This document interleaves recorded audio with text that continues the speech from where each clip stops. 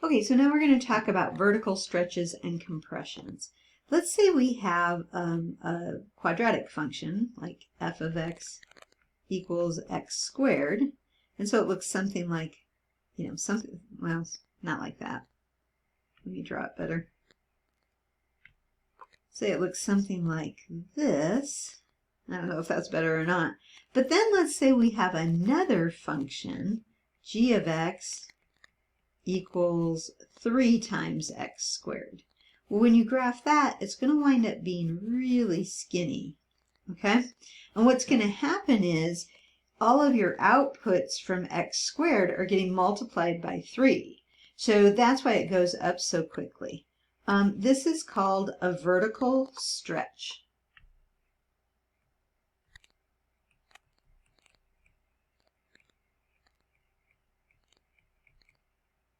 But now let's say we have a different function like h of x is equal to 1/2 of x squared.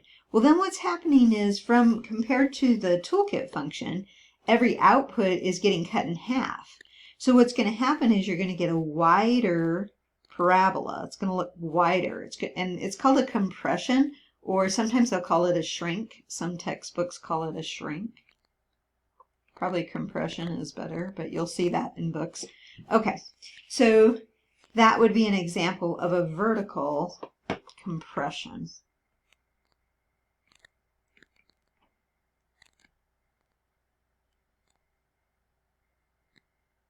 So here's the rule.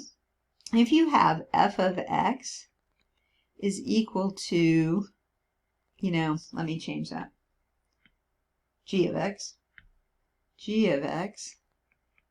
is equal to some constant times the function, then you're going to get either a stretch or a compression, as long as c isn't 1. If it's 1, then you haven't really done anything. If c is greater than 1, then it's going to be a stretch. And sometimes I'll put absolute value around that as well. I'm going to do it just a little bit different here. I'm going to say if c is between 0 and 1, then it's going to be a compression. Now, what if c were negative? Well, if c were negative, then I guess I should put absolute values around this. Okay, so if c were negative, that would indicate a reflection, okay, as well as a stretch or a compression. So, you can have it be an upside down parabola, and it can also be stretched or compressed, okay? But if the absolute value of c is greater than 1, it's a stretch. If it's between 0 and 1, then it's a compression.